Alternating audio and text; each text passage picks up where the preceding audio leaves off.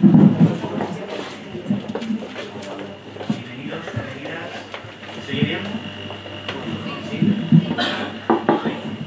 Pues la verdad es que teníamos muchas ganas, por fin, después de varios años, de poder organizar una escuela de formación de... Era una necesidad, una situación en la cual la juventud debería ser un momento en el que encontramos un proyecto vital, en el que aprendemos, descubrimos, y este sistema nos convierte en una continua carrera de estados. Entonces, bueno, pues hemos conseguido que casi 70 personas estéis hoy aquí. ¿Hola? Ahora. Perfecto. Decía que hemos conseguido por fin encontrarnos casi 70 personas jóvenes que viven la precariedad, las dificultades para estudiar, porque a vosotras no os regalan másters, las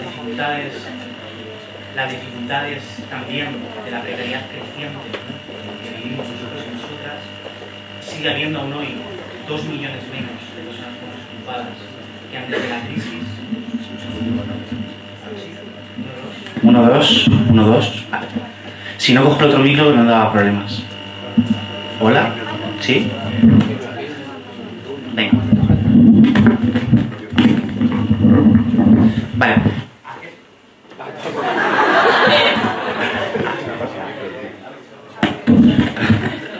Hola.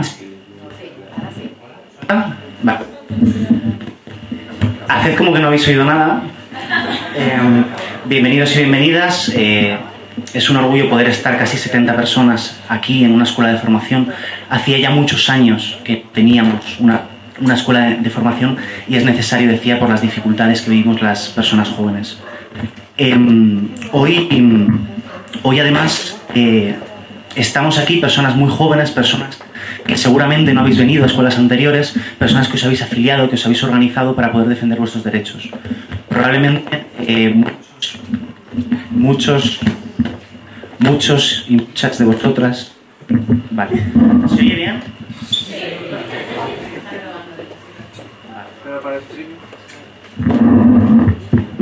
Os prometo que antes iba, ¿eh? A ver, se oye bien, ¿verdad? Vale. ¿Se oye? Sí. Vale. Decía que algunas os habréis organizado, os habréis afiliado porque el político de yo que conocíais era el único honesto de vuestra ciudad, porque eran las personas que os encontrabais en las plazas, que os encontrabais en las movilizaciones, porque tal vez encontrabais que era la gente que entendía, como vosotras, que había que ser feministas, que había que ser ecologistas, o tal vez que el cuno o alguno o alguna porque erais comunistas, como nuestro coordinador general Alberto Garzón. Hoy aquí nos acompaña Alberto, nos acompaña Marga, nos acompaña Yasmin, nos acompaña Julia. Los voy a ir presentando y sed bienvenidas y vamos a pasar todo un finde en el que espero que aprendamos, nos organicemos y seamos más capaces de defender nuestros derechos como juventud trabajadora, que somos atacados por este sistema que trata de jodernos la vida. Así que doy la palabra a Yasmin, coportavoz de IU Rivas. Bueno, buenas tardes a todas y a todos. Para mí es un honor estar hoy aquí en un encuentro de jóvenes de IU, que como decía Víctor, hace muchos años, ¿no?, que no teníamos uno. Y bueno, y estar en esta mesa con Alberto Garzón y con tantas mujeres, ¿no?, también en esta mesa. Y bueno, lo resalto porque no es habitual encontrar en actos públicos que la mayoría de la mesa seamos intervinientes mujeres. Y me parece que esto tiene que ver con el movimiento feminista que está transformándolo todo, y me alegra ver que nuestra organización pues también formamos parte, ¿no?, de este gran movimiento y que se nota como en estas ocasiones. También quiero dar la enhorabuena a todas las personas que han hecho posible este encuentro, porque no es fácil organizar algo así después de mucho tiempo. Hay mucho trabajo detrás, hay mucho trabajo invisibilizado y es importante también ponerlo encima de la mesa. Como comentaba Víctor, no es posible combatir este sistema ni la ideología dominante sin formación. Por lo tanto, este tipo de encuentros, este tipo de jornadas son imprescindibles y bueno, unidos a la acción y movilización nos ayudan a realmente poder transformar la sociedad, que entiendo que es por lo que todas estamos hoy aquí, ¿no? Además, bueno, en los últimos años hemos vivido muchos cambios y muchas luchas que creo que nos han formado, nos han concienciado y que a las personas jóvenes nos han permitido también tener una experiencia acumulada de todas estas luchas, que este tipo de espacios nos pueden permitir compartir, generar más conocimiento colectivo. Bueno, acabo de darme cuenta que he dicho nos dentro de jóvenes y me acaba de decir Víctor que por unos meses ya no soy joven, pero bueno, de momento voy a seguir utilizando el nos. Y bueno, también es un honor que hayáis elegido una vez más Rivas como ciudad anfitriona para este encuentro. Nos encanta que sea así, porque bueno, creemos que como anfitriones tenemos mucho que aprender y también cosas que compartir y que aportar. Como sabéis, en Rivas lleva muchos años gobernando IU, lleva gobernando desde el 91, y eso nos ha permitido poner en práctica experiencias y políticas y demostrar que muchas de las cosas que decimos, muchas de las cosas que están sobre el papel, no se quedan en el papel, sino que los podemos llevar a la práctica, ¿no? Entonces sí que hay algunas cuestiones que me gustaría poner en valor, porque creo que tienen que ver con llevar estos aprendizajes, estos conocimientos al contexto institucional y a la vida cotidiana de las personas. Una de ellas es que Rivas es el municipio de la Comunidad de Madrid con más servicios municipalizados y de gestión directa. Esto lo comento aquí y me parece importante porque es algo que desde la ideología dominante nos intentan vender como que no es posible, que los servicios privatizados siempre son mejores, y en Rivas creo que sí que hemos sido capaces de demostrar que los servicios públicos y de gestión directa permiten tener servicios de mejor calidad, más eficientes y con además mejores condiciones laborales para las trabajadoras y trabajadores. Otra cuestión de la que quería hablar era del tema de la energía.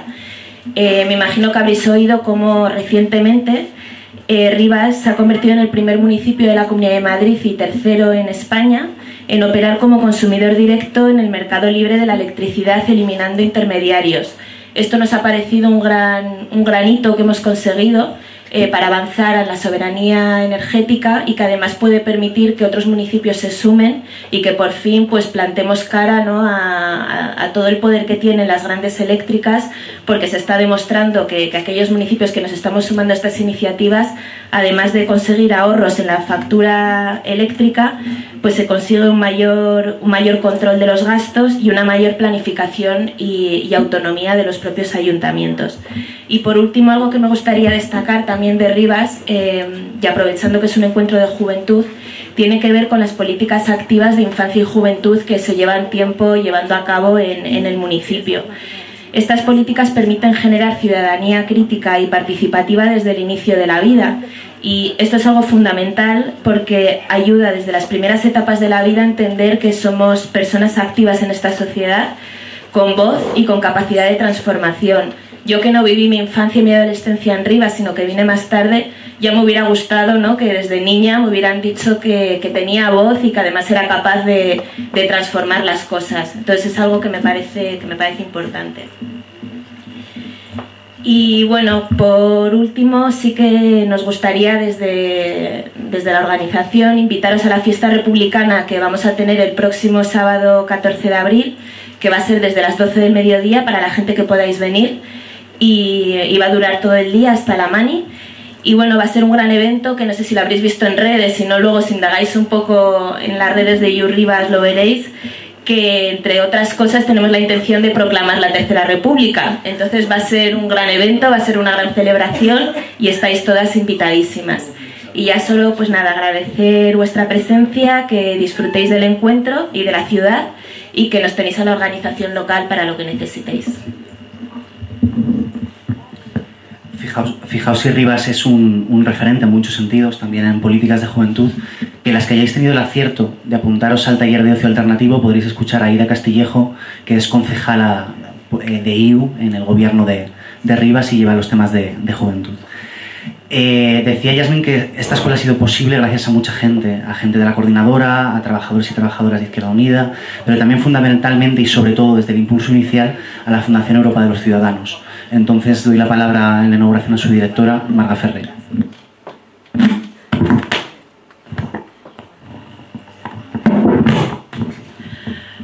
A ver, funciona, no, ¿verdad? ¿Sí? Vale. Hola a todos y a todas, yo soy Marga Ferrer. desde hace un año o algo así, Alberto me ordenó dirigir la Fundación de Izquierda Unida y es lo que hago. Yo soy muy obediente. Y no solo eso, nos dedicamos un poco también entre todos a intentar sacar también los temas de formación y los temas de programas políticos, que es un poco a lo que yo me vengo dedicando. Yo me afilié a Izquierda Unida hace la friolera de madre mía de vida, de 25 años, joder.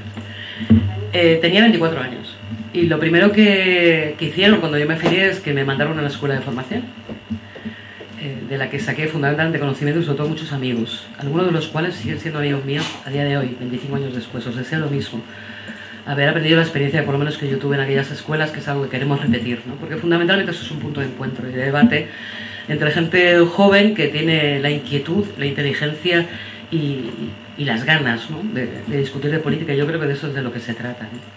Yo en mi pequeña intervención, juro no hablar más de 10 minutos, quería comentaros o compartir con vosotros ideas que a mí me preocupan y que creo que tienen que ver con la juventud en España hoy, ¿no? Vengo ahora mismo de otro evento que estamos coorganizando, que se llama Uniciencia, que hablábamos de universidad y de ciencia, ¿no?, en el centro de Madrid, ¿no? Y ha venido, me llama mucho la atención, ha venido el exdirector del CSIC, del Centro Social de Investigaciones Científicas, su anterior director, un señor mayor encantador, que llegó a decir, hace una hora le escuché y tomé nota de sus palabras, decía: ¿qué país queremos? ¿Queremos un país solo de servicios, de turismo, de narcotráfico y de prostitución? Porque eso es lo que tenemos, ¿eh? Eso es lo que han diseñado para nosotros. Y no lo digo yo, no lo dice Alberto, no lo dice un radical de izquierda, lo dice alguien que ha dirigido el CSIC y que ve cómo el que no se inviertan en políticas universitarias ni políticas de investigación abocan a un país de servicios precarios. Y esa es la mala noticia. También nos comentó que van por 30.000 los jóvenes investigadores que han dejado España y que eso es, bueno, no son intolerables, además es que es de género estúpido. O sea, formar a alguien durante tanto tiempo y luego dejar que se vaya, ¿no? Pero bueno, es más o menos una de las realidades de las que nosotros tenemos, ¿no? Yo quisiera aprender con vosotros, mañana a ver si puedo volver a la escuela también, un hecho que a mí me parece interesante y que no hemos discutido todavía en la izquierda lo suficiente, ¿no? Cuando surgió el 15M, hace 8 años, ya 7 años, madre mía, joder, hace una barbaridad, hablábamos mucho de la brecha generacional y se hablaba mucho de cómo la crisis económica atacaba fundamentalmente a los jóvenes, generando una brecha generacional no solamente en términos de salario, de expectativas de futuro, sino además una brecha en cuanto a su concepto de vida, ¿no? Es decir, o sea, cómo los jóvenes estaban fuera del proyecto del régimen, ¿no? Cosa que en parte yo creo que era cierto, en parte, no del todo, ¿no? Pero yo creo que estamos en una situación muy distinta a la que generó aquel estallido de gente mayoritariamente joven hace 8 años en España. Y lo digo delante de Alberto, que era uno de esos jóvenes, que decir, me va a dar lecciones, no me cabe duda. O sea, yo solo son ideas, luego él me corregirá si cree, ¿no? Yo creo que 15M fue un estallido de indignación fundamentalmente de gente joven que veía roto un sueño y una promesa que la transición había prometido a este país. Y era que ibas a tener un trabajo, que con ese trabajo te ibas a comprar una casa en propiedad, que tus hijos irían a la universidad y que si te lo currabas un poco tendrías vacaciones en la costa levantina y una jubilación mínimamente digna. Es decir, más o menos una vida decente. Ese sueño es el sueño que rompe la crisis, ese sueño que desperta en parte la indignación de muchos jóvenes. Pero yo creo que hay una parte de ese movimiento joven que lo que creía es que estaba engañado. Que es decir, que yo he estudiado, me merezco un puesto de trabajo, me merezco tener una vida igual o mejor que la que tenían sus padres, ¿no? Y yo creo que eso fue un engaño incluso de ellos mismos. Es decir, en el año 2008 Alberto fundamentalmente, yo es que no sé para qué hablo si está aquí al lado, pero bueno, teorizábamos que había dos salidas de la crisis, ¿no? La salida social de la crisis, que era la que proponíamos desde la izquierda y los movimientos sociales y sindicales, y una salida conservadora a la crisis. ¿Qué es la que hay? Y esa salida conservadora a la crisis cambia los paradigmas sobre los que nos habíamos movido durante la transición en España. Ya no tienes un trabajo garantizado que te genere derechos. No vas a tener una casa en propiedad. Los que somos de clase trabajadora, quiero decir. Si vas a ir de vacaciones ya te puedes buscar la vida en Airbnb porque no te vas a comprar un piso en Torrevieja. Y lo de que tus hijos vayan a la universidad va a depender bastante de que los máster que cuestan ahora 6, 12, 13, 14.000 euros no sigan subiendo. Es decir, el mito de la transición que intenta responder el 15M, yo creo que ahora es la única ventaja con la que vosotros partís. Y es que nadie os va a engañar. O sea, esta es la situación y con esta situación tenemos que lidiar. Y eso es bueno, que nadie te engañe, porque normalmente nos engañan toda la santa vida y con 2 o 3 de caramelos que nos den dejamos de luchar y nos acomodamos a las cosas que nos den. Vosotros no estáis en esa situación. Bueno, yo tampoco, porque ya tengo 50. La que vosotros tenéis delante es más complicada y lo sabéis. Es decir, se ha instaurado de manera estructural el trabajo precario en España. Se ha instaurado de manera estructural que ya estudiar en la universidad no te garantiza un mejor puesto de trabajo. Y se ha instaurado un país de servicios de turismo y espero que no llegue a ser un país que dependa, como otros, de trabajo informal o del narcotráfico, como decía el señor este. Pero bueno, en cualquier caso, hay incluso quien habla, que esto es en términos económicos, yo voy dando las malas noticias desde el principio, ¿no? Luego ya vamos a ver cómo lo arreglamos, ¿no? Esto en términos económicos, pero en términos democráticos la cosa no está bastante mejor, ¿no? Desde hay quien habla ya de posdemocracia, es decir, de que al sistema capitalista ya no le vale ni siquiera el sistema liberal ideado después de la Segunda Guerra Mundial, ¿no? Sino que incluso se lo salta cuando lo necesita o lo quiere, como hemos visto con el caso de Cataluña, o como podemos ver en el caso de la ley Mordaza, o en el caso de que vayamos a protestar y acabamos en la cárcel por poner un tuit inadecuado o por cantar una canción que no le gusta al poder. Es decir, nos enfrentamos a una situación complicada, realmente complicada. Pero vamos, yendo al eje central de lo que yo creo que es importante debatir en esta escuela y lo que tenemos que debatir nosotros es que contamos con 2 ventajas. Una de ellas es que esto es el plan que tiene ideado, por supuesto, el capital para nuestro país. Y no es capitalismo español solo, O sea, es decir, el sur de Europa está... hay una división internacional de trabajo y han decidido que nosotros somos un país de servicio y de turismo para los trabajadores ricos del norte, ¿no? Pero por supuesto que se puede cambiar, pero además hasta relativamente fácilmente si tuviéramos el poder. O sea, no son situaciones de cambio estructural. Y el otro elemento que me parece todavía más positivo es que para que estos cambios sean posibles necesitan la pasividad de los de abajo, necesitan el consenso social. Y es ahí cuando topan con nosotros y cuando dice muchísima gente con nosotros que no estamos de acuerdo, que no tenemos esa pasividad política que ellos quieren y que vamos a luchar por un país y por una España infinitamente mejor que la que a la que nos tienen acostumbrados. Yo creo que eso fundamentalmente es lo que tiene que lidiar también las cosas que debatimos en nuestra escuela. Y fundamentalmente para que nos enseñéis también, a los que en mi caso peinamos canas ya, una forma de mirar el mundo distinta a la que teníamos los que nos hemos formado, con otra visión del mundo, con otra visión de lo que tenía que ser también la izquierda, ¿no? Porque yo creo que van a cambiar muchas cosas en España y lo que espero y deseo es que vosotros seáis los protagonistas.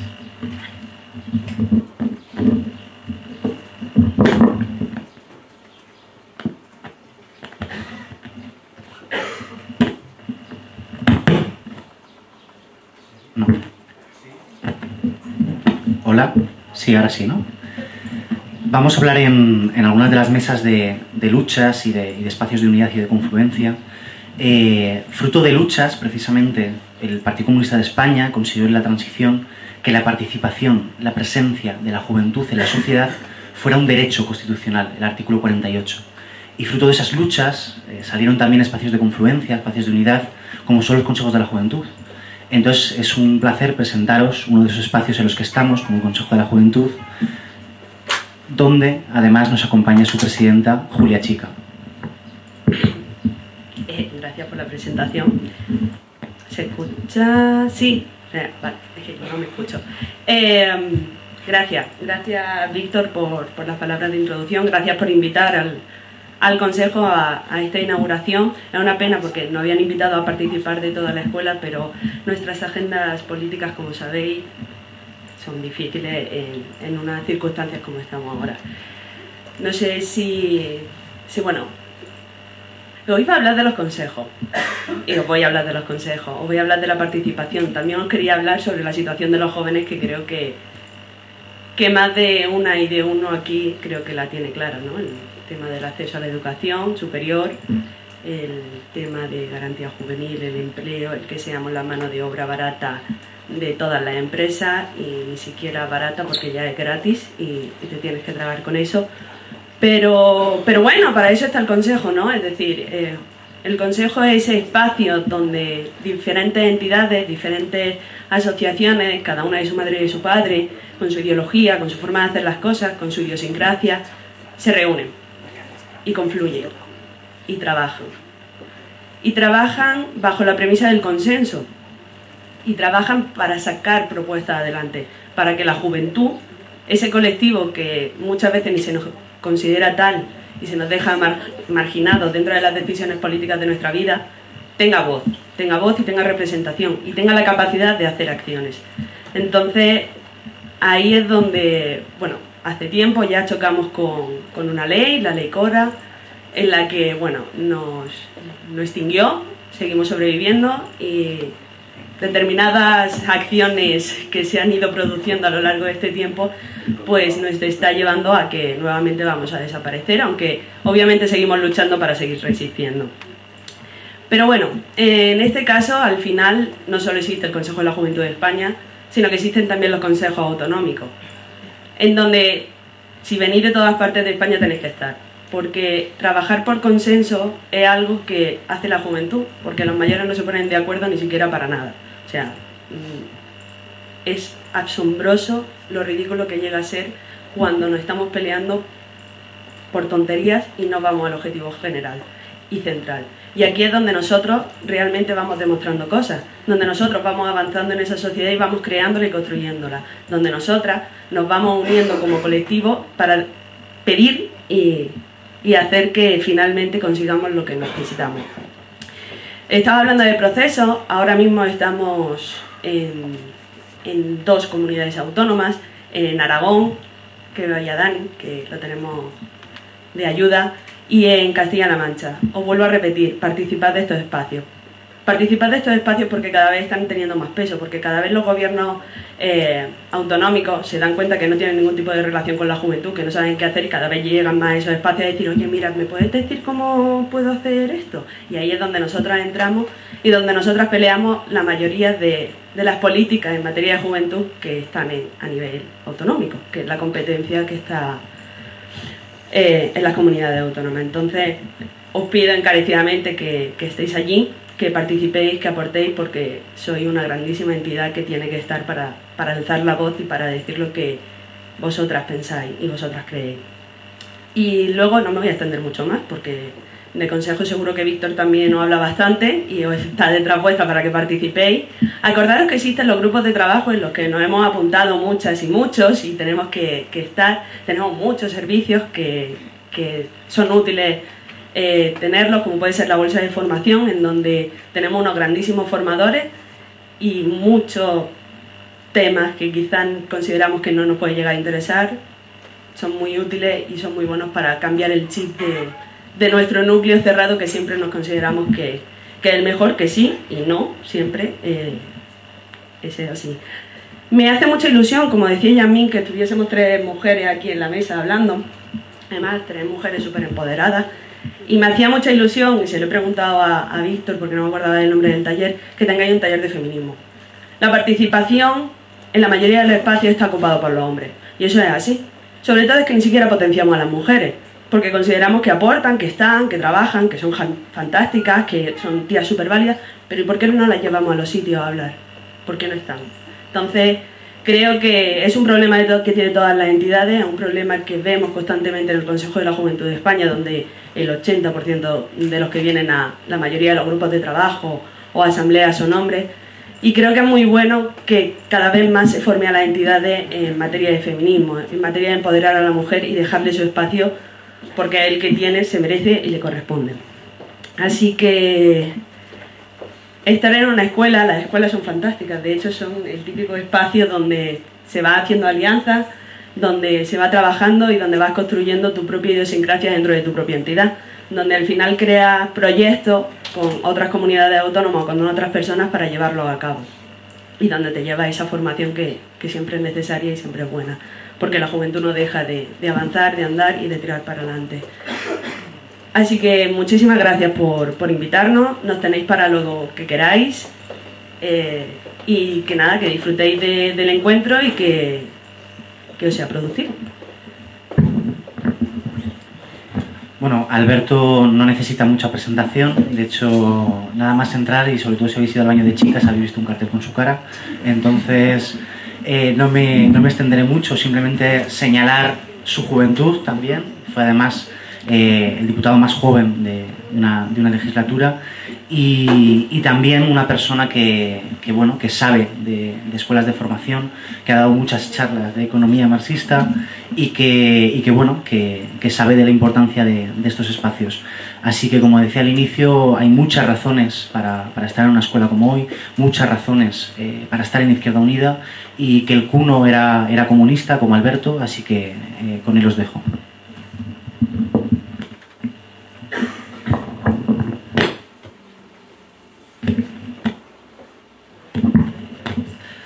Buenas tardes, sí, mira, hemos tenido suerte, así que no lo ve ni a tocar. Bueno, buenas tardes, de verdad, muchas gracias a todos y a todas, gracias Víctor, gracias a la organización por invitarme. Bueno, yo lo que voy a pedir a Víctor es que en cuanto veas que me sobrepaso en el tiempo, me pares, me detengas, porque no tengo fin. Y esto es un problema para un evento de estas características, que yo creo que es fundamental. Creo que algo que se llama escuela de formación debe tener siempre una prioridad importante. Creo que la formación es fundamental en el activismo de izquierdas. Creo que no hay praxis sin teoría, de la misma forma que probablemente no sirve de nada una teoría sin la praxis.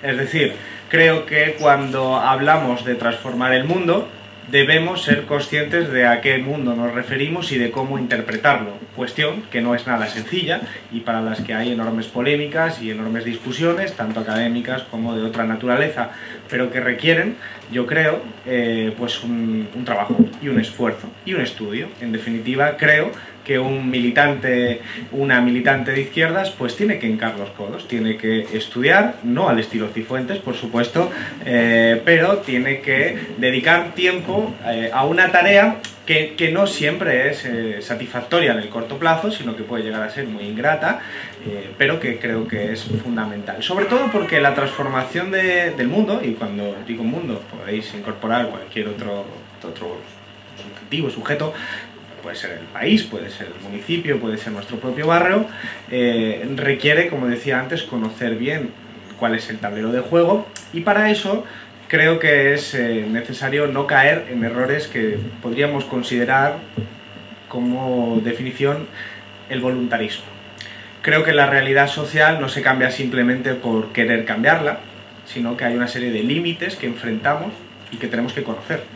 Creo que uno de los errores de cierto izquierdismo consiste en creer que por querer cambiar la realidad ya es posible cambiarla. La realidad impone una serie de límites materiales, límites que hay que estudiar para ver cómo elaboramos una adecuada estrategia de transformación social. Y eso pues requiere su esfuerzo. En eso se basa fundamentalmente el marxismo. El marxismo, tal y como lo conocemos hoy en día, de Marx, de Engels y de los autores que desarrollaron esa tradición política, trataban de entender aquellos elementos estructurales, es decir, aquellos elementos que iban más allá de las simples personas de carne y hueso y que imponían unos límites sobre la propia sociedad en un momento histórico dado. Y de ahí se extraían una serie de conclusiones de acción política para transformar esas estructuras en unas estructuras, pues, desde el punto de vista de valores y principios, más justas.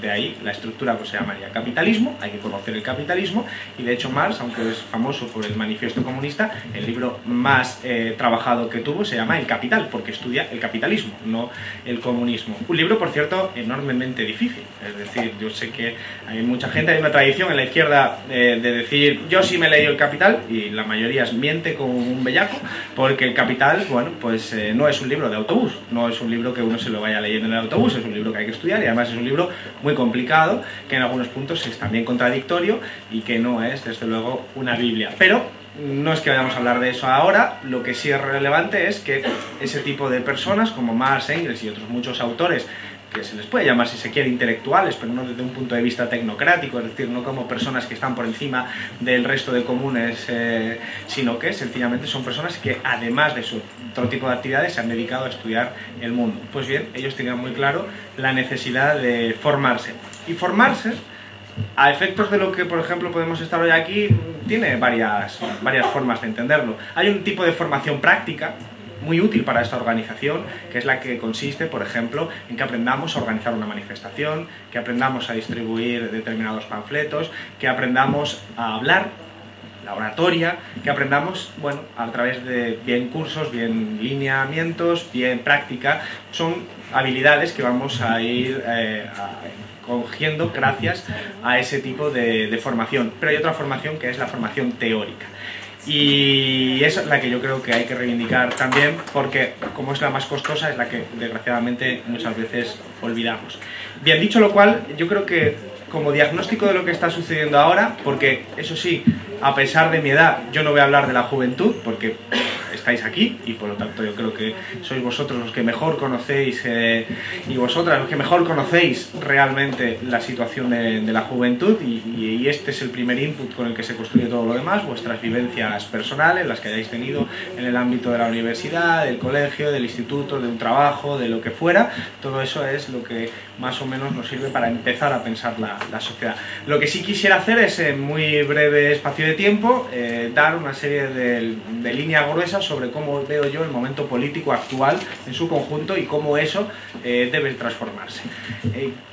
Marga ha dicho algunos de los elementos que yo creo que son cruciales para entender por qué vivimos como estamos viviendo ahora. Uno de ellos es lo que hemos llamado crisis orgánica o crisis de régimen. Crisis orgánica es un concepto gramsciano, es un concepto que nosotros aplicamos a la realidad española porque nos parecía útil, no porque nos parezca que automáticamente hay que leer en Gramsci todo lo que ocurre en la realidad, simplemente nos parece útil, encaja bien en la descripción de lo que está sucediendo. ¿Y qué es lo que está sucediendo? Una crisis económica que es de tal profundidad que ha afectado los cimientos de las instituciones políticas. Dicho de otra forma, la crisis económica, que tiene un carácter muy específico en nuestro país, ha durado tanto, ha deteriorado tanto, se han deteriorado tanto los fundamentos de la economía que han afectado a nuestra concepción del mundo. Esto es lo que ha dicho Marga, fundamentalmente. Los relatos sobre la juventud, su futuro, etcétera, esos relatos mitificados, construidos durante generaciones, se han deshecho en pedacitos, y eso ha conllevado, bueno, lo que vemos en la calle, descrédito generalizado de las instituciones políticas. Instituciones políticas no solo me refiero a los partidos, sino que me refiero también al Parlamento, a la democracia como concepto, la democracia liberal representativa, algo de lo que decía también Marga, pero también a la judicatura y a una serie de instituciones que incluyen, por supuesto, también a los sindicatos, por ejemplo. Es decir, un descrédito generalizado de las instituciones a las que se culpa de no estar resolviendo los problemas que están acometiendo, pues, una gran parte de nuestra población.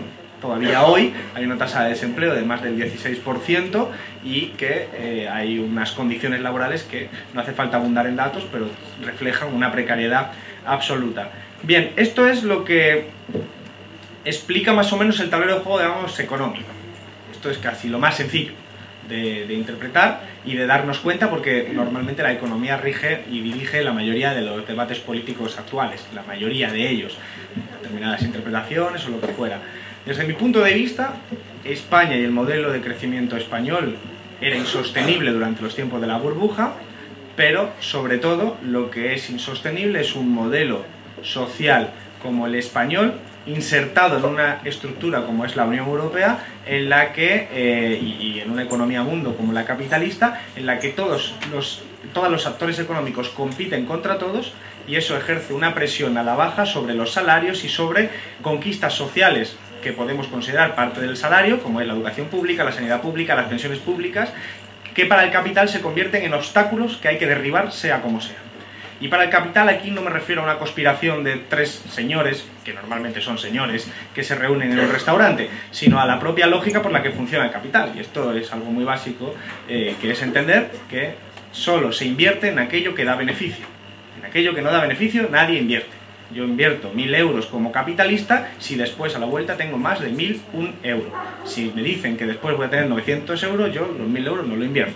Esta lógica, que es la lógica de la ganancia, la lógica del lucro, del afán del lucro, es lo que más llamaba la acumulación, la propia lógica del capital, y es lo que explica fundamentalmente los movimientos económicos, y creo que en nuestro país, pues esto lo que nos lleva es a entender que el lugar de España en la economía mundo está ahora mismo sin definir, y se está definiendo de una forma muy dirigida por los gobiernos del Partido Popular y del Partido Socialista, que es a convertirnos en ese tipo de país que describía, por lo visto, el compañero del CSIC. Es decir, un país basado en los bajos salarios, un país basado en una estructura productiva de bajo valor añadido y un país, en última instancia, en el que malvivir es casi la mejor de las opciones para la mayoría social trabajadora. Esto no es azaroso, tampoco es inevitable, pero es la dinámica que se lleva. Y aquí un apunte importante. Los ciclos económicos son ciclos que siempre funcionan en un espacio de tiempo bastante amplio. Es decir, los ciclos políticos son cada 4 años, por decirlo, los ciclos electorales, cada 4 años, pero la economía puede tener ciclos mucho más largos. Y por lo tanto a veces no somos conscientes de la realidad en la que vivimos, porque nos incorporamos a la conciencia política, por ejemplo, en la mitad de una burbuja inmobiliaria. No es lo mismo que incorporarse, como habéis hecho vosotros y vosotras, con mucha probabilidad por las edades que tenéis, en la mitad de una crisis, o al borde de empezar la crisis. No es lo mismo, porque las interpretaciones políticas que uno construye son distintas. Y por tanto esto es importante entender, por ejemplo, para una cosa que diré a continuación, y es, el año que viene hay un ciclo electoral, en 2019, en el que van a votar por primera vez personas que nacieron en el año 2000. Y por lo tanto, para esas personas que nacieron en el año 2000, el 15M es una cosa viejuna. Yo soy viejuno para los que nacieron en el año 2000. Por lo tanto, las formas de entender la política son muy diferentes. Ya tengo el primer aviso, y soy incontenible. Entonces, eso en el lado económico creo que es muy relevante. Eso es lo que llamamos crisis del sistema. ¿Cuál es uno de los grandes pecados de la izquierda probablemente? De la izquierda académica, de la izquierda de la formación. El haber pecado de economicismo en exceso. ¿Qué quiere decir esto? Que ha dejado de valorar otra serie de cuestiones que no eran cuantificadas, que no eran incorporadas a lo que llamaríamos la economía política, que es la materia, el ámbito, el espacio que trabajaron Marx y Engels. ¿Por qué? Porque de lo que estamos hablando aquí es de las condiciones que necesita el capitalismo para sobrevivir un tiempo mayor, que en España pues se están debilitando y el capital decide arrasar con las conquistas como la sanidad, la educación, las pensiones, el derecho del trabajo, etc. Pero de lo que no se suele hablar, y esto me parece extraordinariamente relevante, son de las precondiciones que necesita el capitalismo para existir. Y fundamentalmente son dos: la ecología y los cuidados, la vida. Y esto que no se suele señalar, tampoco por una gran parte de la izquierda, son elementos que no se pueden dejar de tener en consideración, no solo porque nos afecten de forma directa, sino porque sin ellos es imposible comprender hacia dónde vamos. En primer lugar, porque la propia actividad económica, esta que estaba diciendo de la acumulación, ha desbordado por mucho ya los límites de la biocapacidad del sistema natural, del planeta.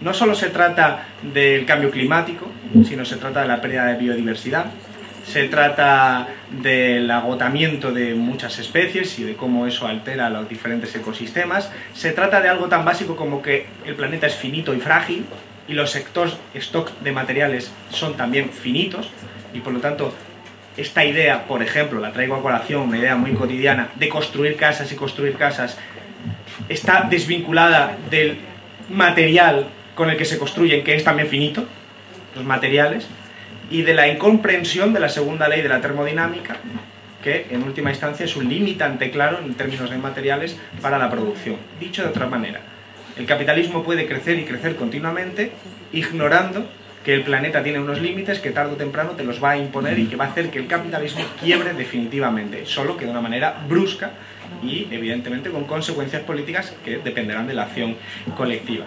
Y voy terminando, me vas a prestar 5 minutitos porque si no es imposible. Y la otra cuestión es la que decía de la vida. Es algo ignorado también muchas veces por la izquierda, ¿no? Este tipo de acciones que solemos decir, o de elogios y halagos que solemos hacer a grandes autores clásicos de la izquierda, cuando en realidad pues ellos no podrían haber escrito esos libros si no hubieran tenido probablemente a sus mujeres o a determinados sujetos, normalmente femeninos, que estaban sosteniendo pues elementos de su vida que, como los cubrían ellas, ellos no tenían que cubrirlo y tenían más tiempo para trabajar en sus libros. ¿Qué quiero decir? Quiero decir que cuando hablamos del trabajo productivo, lo que hay detrás que muchas veces es invisible, es el trabajo de cuidados, es el trabajo de la vida, que tiene que ver con cuidar a nuestros familiares, cuidar a nuestros amigos, cuidar los vínculos sociales, mantener nuestro hogar adecuado, etc. Todas esas cuestiones que son ignoradas en nuestro país, fundamentalmente, en nuestro país, como en cualquier sistema patriarcal, las realizan las mujeres. Se sostienen sobre la base de las mujeres y además sin ser cuantificadas de ninguna manera. Por lo tanto, son también ignoradas en términos de distribución de ingresos. Que es lo que pasa cuando pues, el trabajo doméstico no es pagado y, sin embargo, también es trabajo. Todas estas cuestiones están ahora mismo en crisis. No solo la economía, no solo el planeta, sino también el ámbito de los cuidados. Porque cuando se deteriora el sistema de educación pública, de sanidad pública o, por ejemplo, las pensiones públicas, lo que estás haciendo es empujar algo que se estaba sosteniendo por el sistema público, es decir, por todos y todas, que lo estábamos sosteniendo entre todos y todas, lo manda de nuevo al ámbito familiar, que suele ser el lugar donde la única persona que lo suele sostener es la mujer. Pero mucho cuidado, porque el neoliberalismo trata de incorporar todo o de tratar esta problemática a través de lo que podríamos llamar feminismo liberal.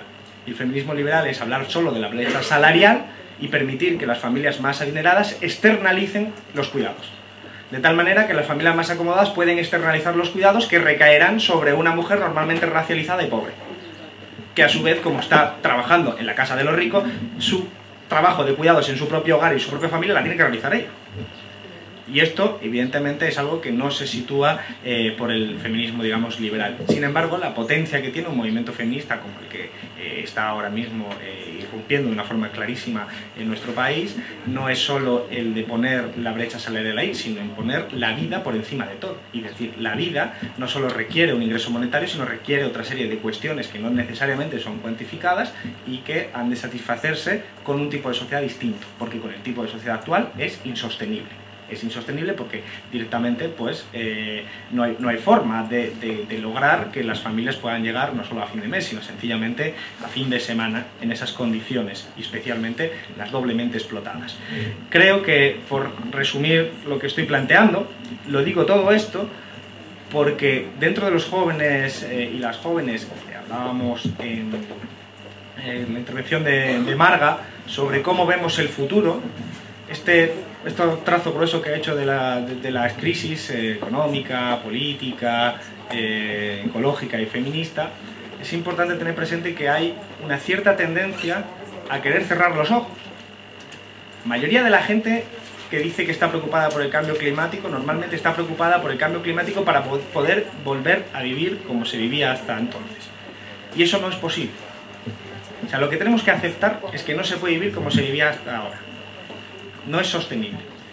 Y creo que uno de los falsos llamamientos que se hacen de determinadas izquierdas en toda Europa tienen que ver con el mensaje de, es verdad, hemos pasado en España una crisis muy fuerte, hemos pasado una crisis en Europa muy fuerte, pero lo ideal es volver a la época en la que, como decía Marga, ese relato funcionaba, el de la segunda vivienda en la costa, etcétera, etcétera, la clase media, el relato mitificado e ideológico de la clase media. Pues eso no es sostenible. No es sostenible ni económicamente, ni es sostenible ecológicamente, ni es sostenible en términos de sostenibilidad de la vida. Y esto hay que tenerlo presente para diseñar un modelo distinto. Para diseñar, por ejemplo, que el tipo de ciudad que queramos no tiene que depender de ir a un centro comercial que está a 20 kilómetros para comprar una naranja que viene de 1000 y pico kilómetros de distancia, que tiene un consumo de energía que eso no se puede sostener en la vida. Y eso hay que cambiar el chip. Y no solo el chip, sino las políticas, porque, como decía al principio, no se trata solo de voluntarismo, se trata de cambiar las normas, las instituciones y la estructura económica. Por eso creo que, aunque parezca que estamos volviendo al siglo XIX, y es verdad, porque las condiciones materiales a las que nos están arrastrando son las del siglo XIX, son condiciones puramente materiales, son para la lucha por el salario de subsistencia, etcétera, etcétera. Las oportunidades que se abren son enormes, pero ahí entra la disputa política, y ahí entra donde entra la estrategia, la táctica, la capacidad de organizarnos, y como mensaje final, esa transformación social, por lo tanto, requiere práctica política, que es lo que yo le he hecho en falta, y de hecho en cara a muchos de mis compañeros académicos que se dedican, pues eso, a hacer mucha teoría, un working paper maravilloso que le puntúan en la universidad, legalmente, insisto, en este caso, pero que después son incapaces de bajar de sus torres de marfil para transformar la realidad práctica. Por lo tanto, tenemos que aunar esa parte de teoría con esa parte de práctica. Y la práctica, creo, que consiste en tomar nuestros barrios o nuestros espacios de sociabilidad. decir, los bares, los lugares de juventud, lo que estábamos hablando antes del Consejo de la Juventud, y tomarlos no me refiero a militarmente, sino tomarlos desde el punto de vista de conquistar hegemonía, que es lo que se está ahora disputando. Termino con eso, lo de la hegemonía, porque lo vinculo con lo de la ley Mordaza. Es verdad que vivimos una ola reaccionaria, no cabe ninguna duda, interpretaciones de las leyes cada vez más reaccionarias, tuiteros, raperos que entran en la cárcel por chistes que en los años 80 se usaban perfectamente sin ningún tipo de consecuencia penal. Pero no olvidéis que es también una muestra de debilidad de los propios actores que emiten esas órdenes, porque antes, hace 10 años, no le hacía falta hacer eso, porque tenían el consenso de la sociedad. Habían conseguido que la parte más frágil de la sociedad creyera en lo que se le estaba contando.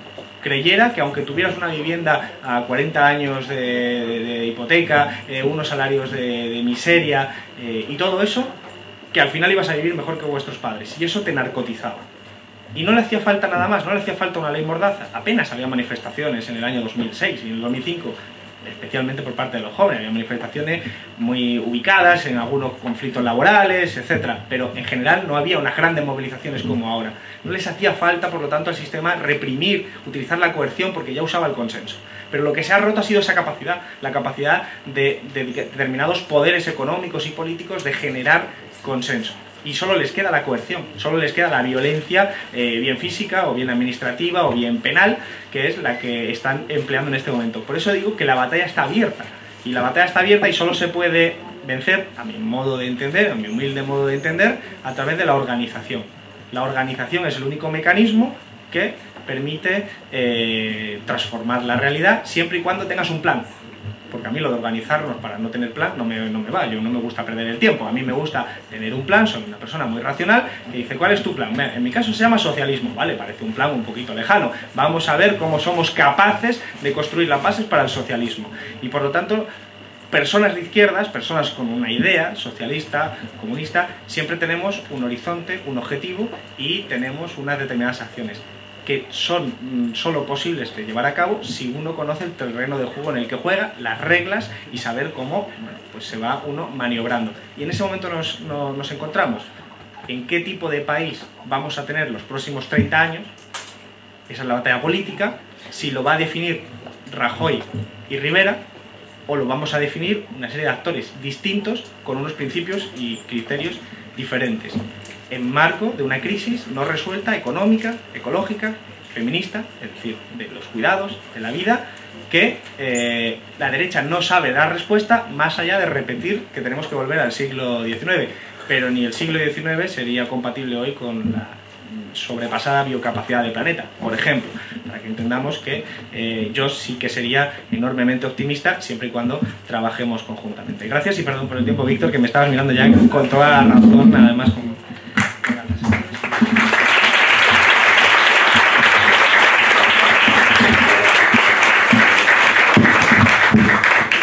Al contrario que Rajoy, me faltaba coerción. Nada más, muchas gracias a Yasmin, Marga, Julia y Alberto por acompañarnos en la inauguración.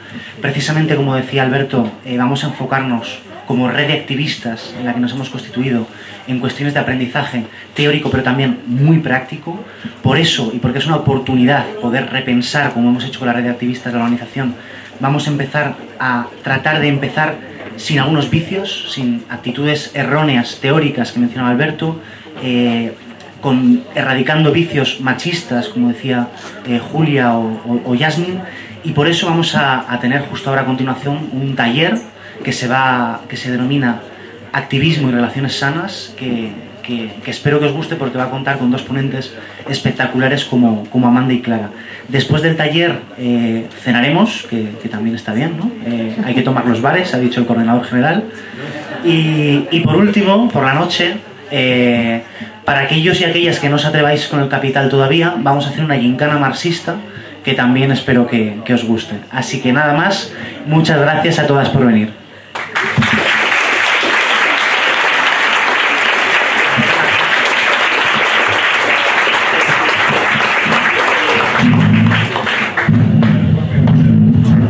Ha ha ha.